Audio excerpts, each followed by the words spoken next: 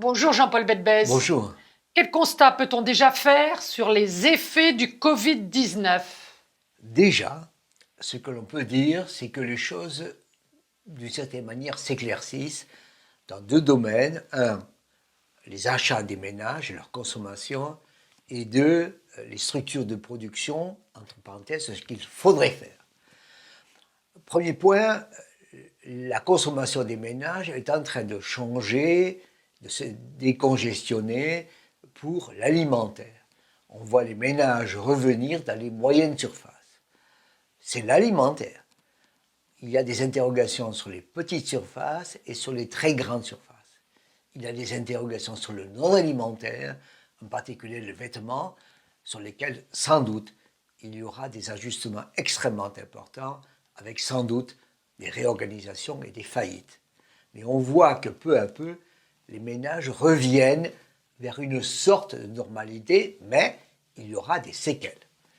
La deuxième question que l'on voit, ou la deuxième évolution que l'on voit, c'est celle des systèmes de production.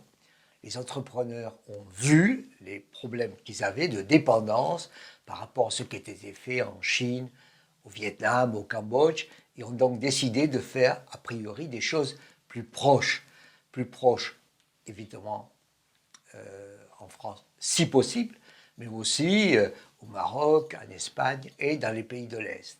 Autrement dit, on a des structures de production, des structures de distribution qui vont d'une certaine manière se raccourcir pour devenir plus sûres. Alors vous me direz, elles pourront être plus chères, sauf s'il y a plus de robots. Donc on voit bien à quel point, les ménages sont en train peu à peu de revenir à une sorte de normale, et les entrepreneurs sont en train de venir peu à peu à une sorte de structure de production plus sûre.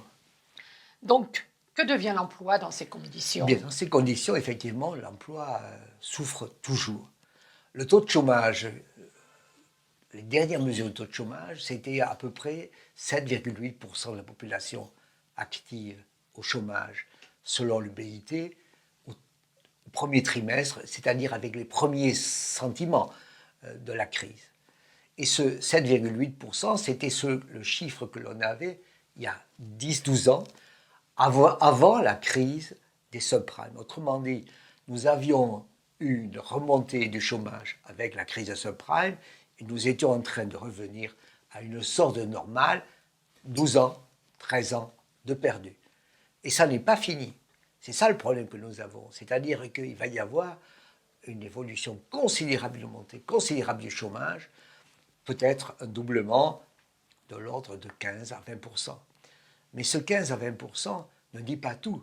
Parce que 15 à 20%, ça va être 30% chez les jeunes. Ça va être 20% chez les cadras et quinquas.